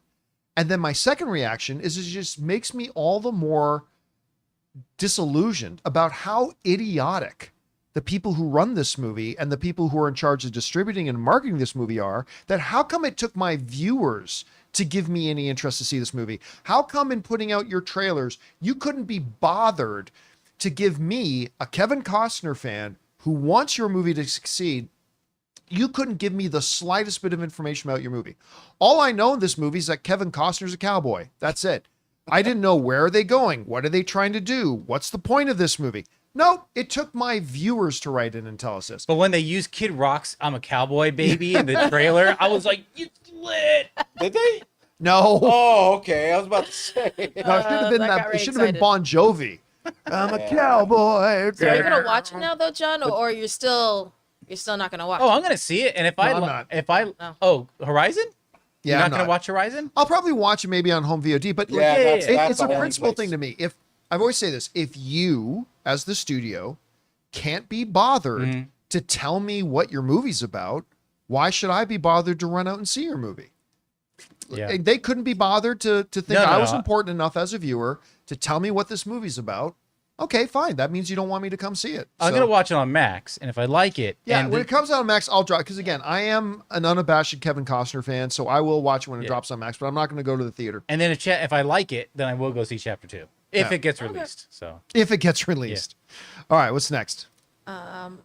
So, are we J Newbie? Oh, did I not move that here? There you All go. right. Bry Guy D Stringham says Steven Spielberg's Amblin and Shawn Levy's 21 Laps should develop a Pinky and the Brain live action CG animated film for Warner Brothers Pictures Animation with a script written by Noah Pink, Tetris, and Rob Schrab, Monster House as director. I liked Monster House. Okay. Yeah, no one's going to go see it. Nobody would see it. I'm sorry. I will. Yeah, I'll go see it too. I love those two. I mean, But Lake maybe- Titicaca, Lake Titicaca. Maybe It's not between 2 hours Bolivia worth. and Peru. I love Pinky and the Brain. I love Animaniacs. Animaniacs had some very adult humor. Yeah, they did. Did it? Yeah. They Go did. back. Every now and then there'll be something that sneaks by. I remember they did this. Fortunately, I don't think any kids got it, but there was one where Yakko, Wacko, and Dot, they were investigating a crime, and Yakko goes, "Let's get fingerprints." What? Fingerprints. And then the camera cuts over to Dot, and she's holding Prince, like the musical artist, in her hands, and goes, I don't think so. It's like, did they really just do a joke about fingering Prince? Oh, boy. And anyway, and Pinky and the Brain, I don't care. Like, even in the worst episode, it will be warm and delicious and all mine. Every single time he says, "What are we going to do tonight, Brian?" Same thing we do every night, Pinky. Take over the world. Try to take over the world.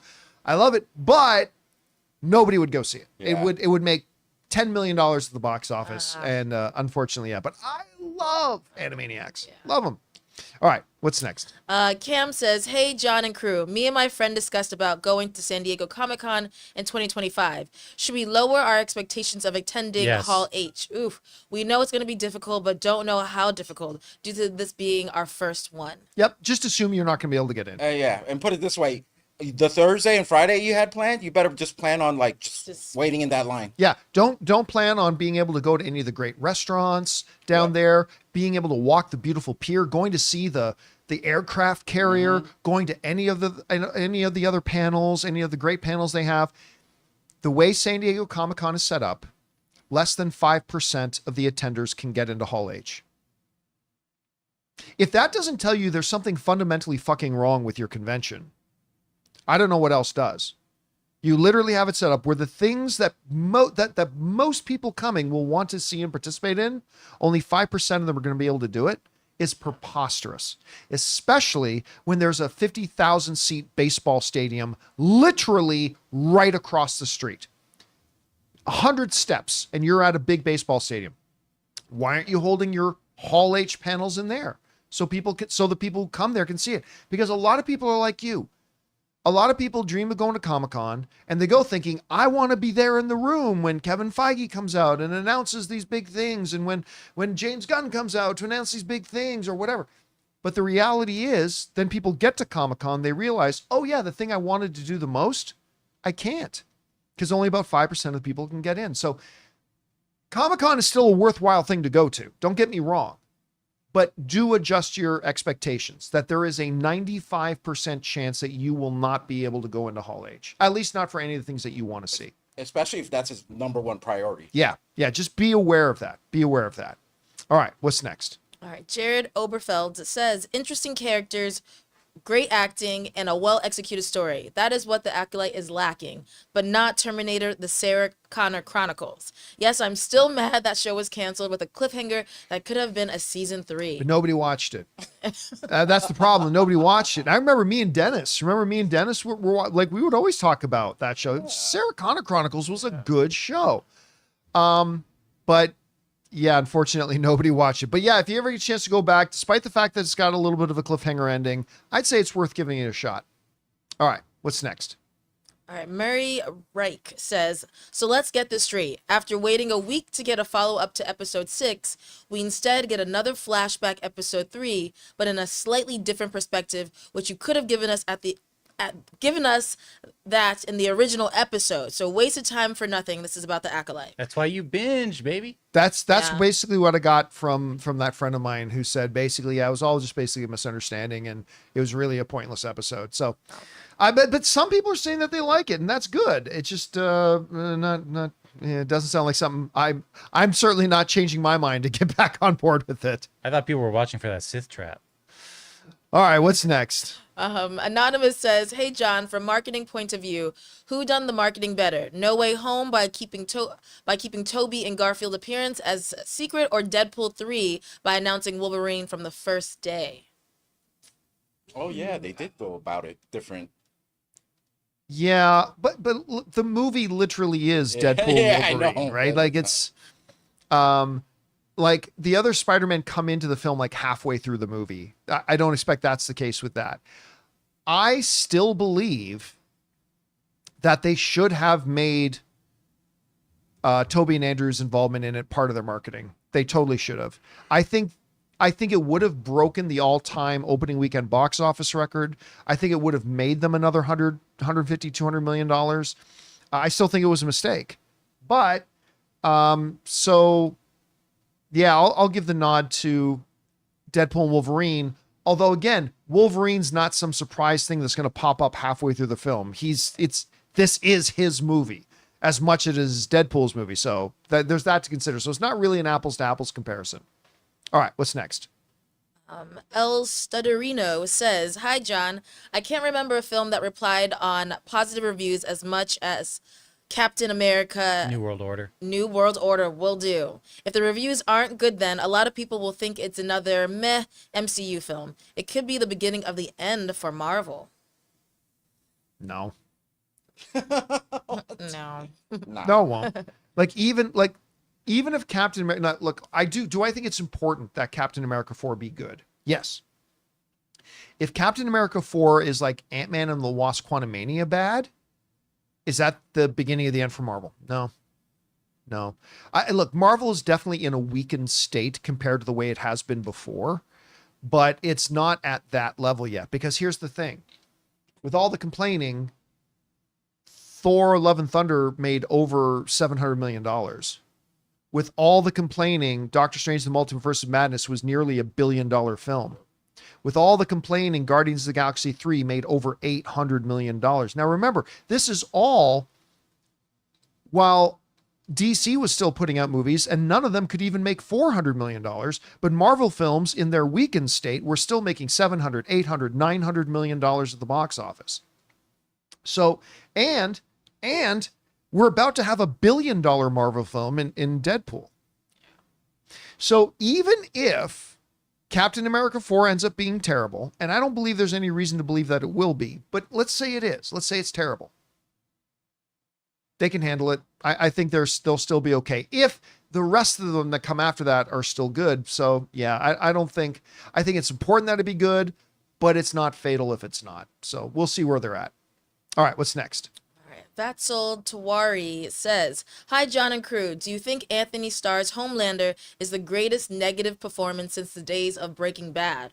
Ooh, are there better villain performances shows like Game of Thrones, Last of Us, Succession, Shogun, Yellowstone, Better Call Saul, or Barry?" Well, he didn't mention what was the? Oh my God! Why can't I think of the serial killer one? Dexter. Dexter. Oh, Dexter. I love Dexter. Dexter's got to be top of the list for me.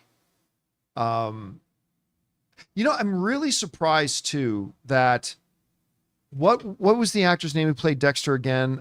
Michael Hall? Right. Yes. Michael C. Hall. Michael C. Hall. Not to be confused with Michael Hall, who's another actor. I'm really, really quite surprised Michael C. Hall was not able to move on and have a big career after that. Because he popped up in one of Mark and Brian's movies, but that was about, I think he was in, what was the video game one that Mark and Brian did with Milo Ventimiglia? And I can't remember the name of it now, Not but anyway. Gamer. What's that? It's not Gamer. Hold on. Yeah, it is Gamer. That is the name of it. Yeah. So he had a role in that, but he's a phenomenal. He was an award-winning actor for Dexter. He never really took off, but I'd say, yeah, that might be it. That Wait a might be the second. one for me. Wasn't that one with Gerard Butler too? Gamer, yep. Yeah, okay.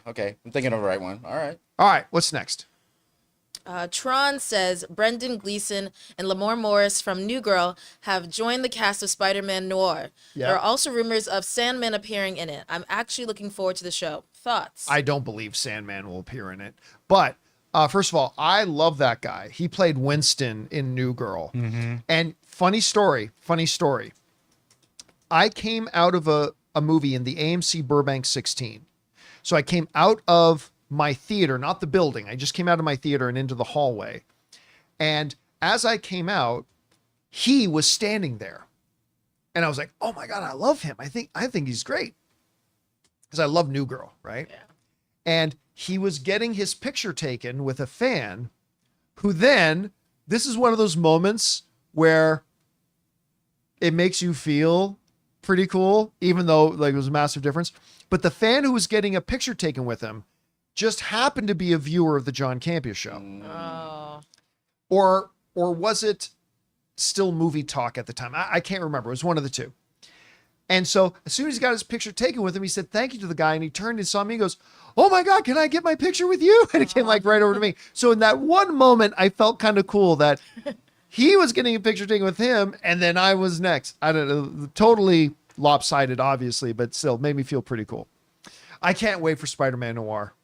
I cannot wait for Spider-Man Noir. I think this is going to be great. I'm really right. also happy for Lamar, and he's great in New Girl. I loved him. I didn't think his career was going to flourish as it is, so I'm really happy for him. Didn't he just do a season of Fargo? I think, like, I don't watch Fargo, but I thought I heard he was also in a recent season of Fargo. And he's got a big commercial gig right now. Yeah, He's doing the BMO commercials, Right. which again is a Canadian bank, so it's always cool to see him in there. All right, what's next? Vatsal Tawari says, I can't believe I read this, but I was on the Hollywood Reporter yesterday and choked on my brunch. The Hawk Tua girl finds representation? Yes. Really? WTF, who in their right minds deems this as a press release worthy of print on the Hollywood Reporter? Seriously, who? Okay. Yes. So what happened here? Okay, so the Hawk Tua girl. Right. It wasn't CAA, but one of the big major talent agencies. Now you got to understand, there are people who work their whole lives training and acting and all that kind of stuff, who then come to Hollywood, and you aren't going to do anything until you get a legitimate agent. Right. And they try their whole lives to get an agent and work their asses off, all that kind of stuff. And you got to forgive them if they feel a little bit burnt Oh, yeah. by then seeing some girl who, by the way, I say it like in the derogatory way, for all I know, she's the nicest, smartest, kindest, wonderful person in the world. I'm not trying to suggest otherwise. But you're seeing some person who just gets memed for that, and all of a sudden a major agency signs them. It's for ad revenue. It's because, they figure she'll get like Instagram ads and this and that, and they're gonna get a piece of it. Yeah, you know what I mean? They did it with the guy who was drinking the OJ on the skateboard to the Fleetwood Mac song. And they made money. Yeah. They It's made like, him money, and they made money for themselves. I said when that happened, I typed out on like the Instagram post. I was like, well, she's turning her 15 minutes of fame into 45. Well, listen, I get make it, but it's frustrating. It's whatever, but she's also not going to be the lead in the next like. No. movie. It's But like, look you're at gonna Bad make them ad Boys 3. revenue. Look at Bad Boys 3. Yeah. The guy got an appearance. Which, by the way, I love that guy. Yeah. But I mean, the guy got a spot in Bad Boys 3. So That's why Bad everyone Boys wants to 4. just be an influencer, because it's an easy fast track to success. Yep. I'm annoyed. All right. What's next? On to members with Jai. All right, Jai, CSC says, not really a question, just an observation I came to. I'm lucky enough to be near 12 different cinemas that are a 40-minute travel time or less to get to. It all depends on where you live. Like when I lived in Burbank, I literally lived within a 10-minute walk of 3 multiplexes. Like a 10-minute walk. So it all kind of depends where you are. But yeah, it is really good because there are a lot of people we find out, it's like, hey, I got to make it a big plan when I go to the movies because my closest movie theater is like a half-hour drive away. Ooh. So be appreciative if you're one of the lucky people that you have like theaters that close to you. That's great. All right, what's next? All right. Zaku Pride says, in regards from the conversation from yesterday about Edge of Tomorrow, if the sequel is made, if the sequel is made, is there not a likely Furiosa situation going to happen again? Unless I'm mistaken, the first didn't make a profit. The first did make a profit. Like, it started very slow. Hold on a second. Edge of Tomorrow. I think it started off slow, but then I think it went on to make okay money. Yeah, it almost made $400 million. So it caught on. Like, it had a very, very slow start. It only had a $28 million opening weekend, which is around Furiosa. But then it went on to get fairly close to 400 million, but also then became rapidly popular after that. So can you make an Edge of Tomorrow 2 for $250 million and expect to break even? No. But if you make an Edge of Tomorrow 2 for like $150 million, I think you can expect to make 400 million and become profitable. I really think you could. All right, what's next? Jose Maiz says, tomorrow more hours for Netherlands versus England game. I'm sorry that the GOAT Messi eliminated Canada team. That's totally fine. Like, somebody asked me on the show yesterday. I said, listen, Canada, we already know Canada's going to get beat by Argentina. They're one of the most powerful teams in the world. They got arguably the greatest player of all time with Lionel Messi on their team. No problem. Nobody expected Canada to get to the semifinals. Nobody expected Canada to get to the semifinals, and they got to the semifinals. So I was like, I'm totally cool that they're going to lose to Argentina. I'm totally cool with it, and I'm totally at peace about it. We're super proud of how far they got. All right, what's next? All right. Carlos. I just say Carlos. Carlos says, hey, John and crew, what announcements are you most excited to hear about at this year's San Diego Comic-Con? I can't wait to hear some news regarding Tom Holland's Spider-Man 4. I think that will be their big one. Yeah. I really do. I think the next Spider-Man film will be the big announcement that they make, because I think that one is ready to go. I think they've got their announcement ready to go for that. Yeah, it's hard to get too worked up because the last time they did a Comic-Con panel, they told us about Blade. Where's Blade? Now, granted, everything else they talked about that panel did come to pass. Every time. Yeah, everything else happened. Everything else came to pass. So, I don't know. Look, I don't want to go in with any expectation about, I hope they announce this, and this. Again, I think the Spider-Man 4 thing is the main thing that will be their big crown jewel that they announce. Also, you know what? I take it back. What is Avengers 5? Because it used to be the Kang Dynasty. It's not that anymore. We know that. So maybe we actually finally get our announcement about what exactly Avengers 5 is. That's then going to lead into Avengers 6. More importantly, why is Avengers 5? Little cut or maybe sizzle reel of Thunderbolts. Oh, for sure, I see. but that's not going to be the big thing. Like, I thought we you were already talking know about CinemaCon. they've already finished shooting Thunderbolts. So Yeah, I know. I want to see something. From A little that. bit. yeah, but I don't know. Like, when is Thunderbolts supposed to come out? It's supposed to be after. Look up the release date, because I think Because it got moved. I can't remember now. It did get moved, but it didn't get moved by much. I believe. But if I remember correctly, it's still a long ways off. 25. So let's see the month. So we're May. May? 2025? So we're still like 10 months away. Oh yeah, that's a 9 or 10 months away. So you could show a little something, but that wouldn't be one of their big things. Maybe right? D23 would handle Thunderbolts. It gives them a couple extra months. I think D23 will be more about Disney Plus shows. Yeah.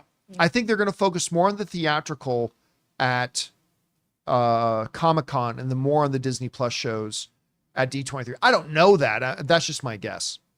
All right, we got time for a couple more. What's next?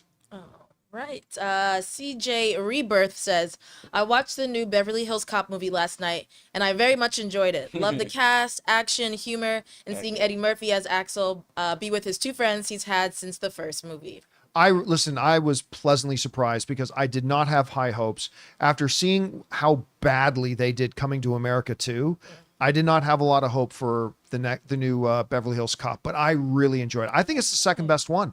I think it's better than Beverly Hills Cop 2. I think it's better than Beverly Hills Cop 3. Not quite as good as the first one, but I was very, very pleasantly surprised with how good that movie was. I had fun with it. All right, last question of the day. What's next? Kayak says, we all agree that John Williams is the GOAT when it comes to film composers. But who's the second best? Hans Zimmer, Ennio Morricone, John Barry, someone else? You got to throw names like Shore. Yeah, you got to throw names. I mean, Giacchino. Well, no, Michael Giacchino's not in that conversation yet. He's very good right now, but he's not in the greatest of all time conversation.